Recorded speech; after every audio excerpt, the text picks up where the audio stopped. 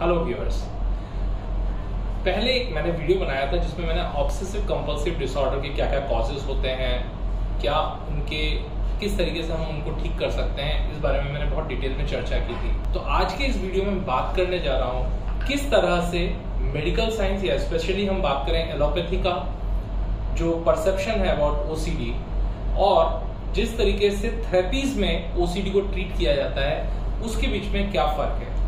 हाय, मेरा नाम है विनय शर्मा, मैं क्लिनिकल हिप्नोथेरेपिस्ट हूं और इस वीडियो में मैं आपको स्पेशली डिफरेंसेस बताने जा रहा हूं approach with medical science and with the approach of therapies. अब जब हम ऑब्सेसिव कंपल्सिव डिसऑर्डर की बात करते हैं तो आप खुद जानते हैं there are multiple types of obsessive compulsive disorders.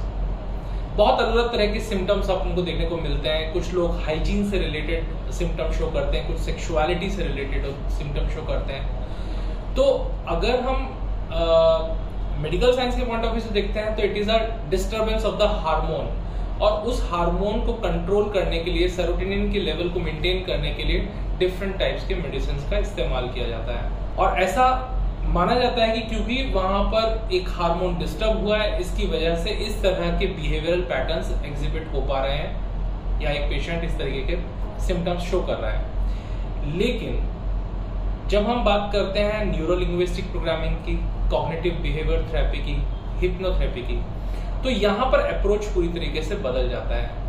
अब अगर इसको मैं आपको एक एग्जाम्पल के रूप से समझाऊं तो आप सभी ने देखा होगा कि बहुत सारे जो एनिमल्स होते हैं, कैटल्स होते हैं, जब वो दूध नहीं देते हैं तो उनको एक इंजेक्शन दिया जाता है और जब उनको इंजेक्शन दिया जाता है तो उससे वो दूध दे देते हैं। एक्चुअल में उसके पीछे साइंस ये होती है कि जिस हार्मोन के रिलीज होने की वजह से एक गाय दूध छोड़ती है, वो हार्मोन अगर आप उसे इंजेक्शन के थ्रू दे देते हैं तब भी गाय दूध छोड़ देती है।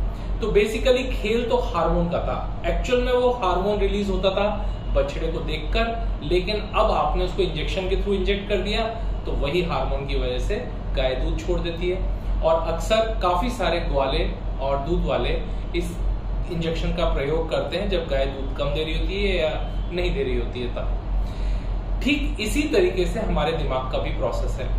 जब हमारा दिमाग किसी हार्मोन को रिलीज नहीं कर रहा होता है तो हम मेडिसिन से उसको एक्टिवेट कर देते हैं और मेडिसिन के थ्रू एक्टिवेट करते हैं तो उसका प्रभाव तब तक रहता है जब तक इस मेडिसिन का इफेक्ट है। और जैसे ही मेडिसिन का इफेक्ट खत्म होता है तो वापस वो अपने नॉर्मल स्टेट में आ जाता है, यानी कि वहां पर व्यक्ति वापस से एक बार वो सिम्टम शो करना शुरू कर देता है। और इसी वजह से बहुत लंबा समय लगता है इस प्रॉब्लम को हील होने में। और यहाँ तक कि काफी सारे स्कूल्स ऑफ थॉट्स तो ये कहते हैं कि ओसीडी या तो बहुत लंबे समय में हील होता है या फिर होता ही नहीं है। लेकिन मैं अपने खुद के पर्सनल एक्सपीरियंस से ये बात बताने की कोशिश कर रहा हूँ आपको कि मैंने ऐसे बहुत सारे केसेस को जब हील किया है जहां पर किसी व्यक्ति को बार बार हाथ धोने की प्रॉब्लम है या उसको बार बार नहाने के लिए बहुत लंबा टाइम लगता है क्योंकि उसको अंदर से सेटिस्फेक्शन नहीं होता कि वो पूरी तरीके से क्लीन हो चुका है। किसी को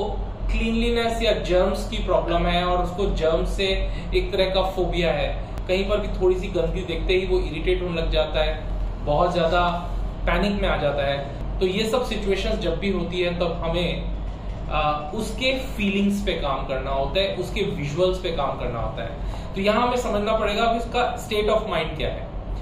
आमतौर पर हमारा जो सबकॉन्शियस माइंड है ये सब उसके ही रिप्रेजेंटेशंस हैं, किस तरीके का बिहेवियर हम शो कर रहे हैं। तो जब हमारा दिमाग के अंदर कुछ स्टोर्ड विजुअल्स और कुछ ऑडियोस और कुछ फीलिंग्स वो ट्रिगर होती हैं तब व्यक्ति ऑटोमेटिकली उस तरह का बिहेवियर शो करता है।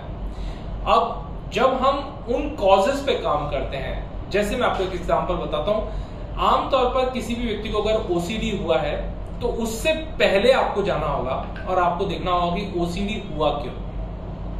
आपको जानकर ताज्जुब होगा और आपको पता चलेगा कि या तो वो व्यक्ति कंटिन्यूअसली किसी भी वजह से, चाहे वो रिलेशनशिप की वजह हो, कोई लोन हो, कर्जा हो, कोई उसको परेशान कर रहा हो, उसकी बुलिंग हो रही हो, कोई भी कारण हो सकता है, उसकी वजह से कांस्टेंट स्ट्रेस में रहा है बहुत लंबे समय तक, शुरुआत में वो स्ट्रेस को समझ नहीं पाया और बाद में उसको हैंडल नहीं कर पाया।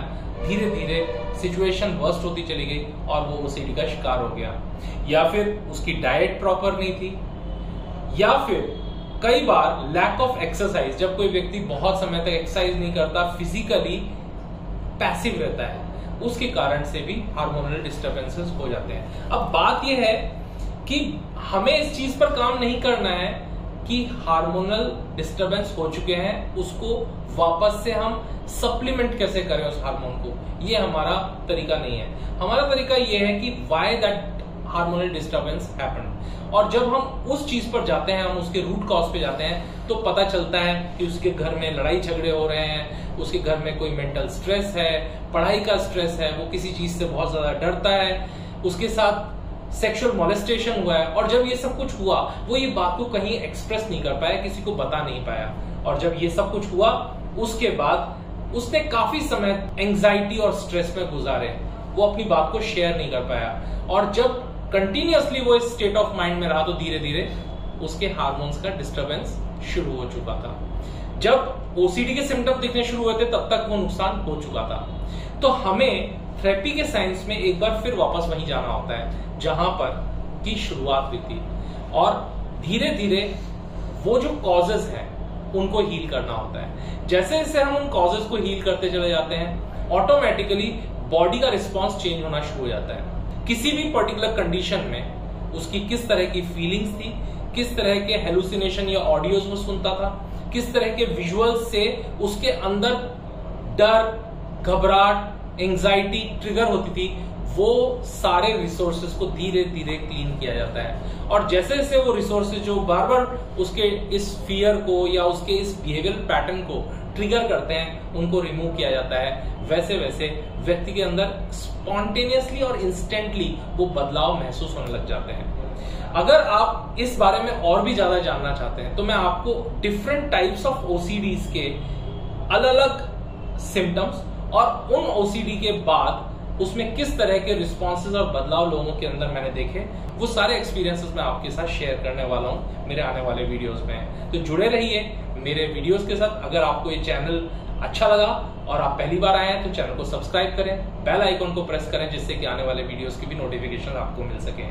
मेंटल हेल्थ कोई टैबू नहीं है, हमें इसको ऐसा नहीं सोचना है कि हमें इसके बारे में किसी से बात नहीं करेंगे, ये कोई पागलपन नहीं है। हमें समझना होगा कि जिस तरीके से एक इंसान कभी किसी वजह से, इन्फेक्शन से या किसी और कारण से रोगग्रस्त हो जाता है, इसी प्रकार से हमारा मनस्थिति भी, हमारा मेंटल स्टेट भी होता है। किसी भी कारण से वो डिस्टर्ब होता है तो उसको हील करना जरूरी है, उससे भागना नहीं है। ये चीज समझकर mental health is a serious problem these days and we have to take it seriously. So stay with me for the next video. Joining you soon. Thank you so much. Have a nice day.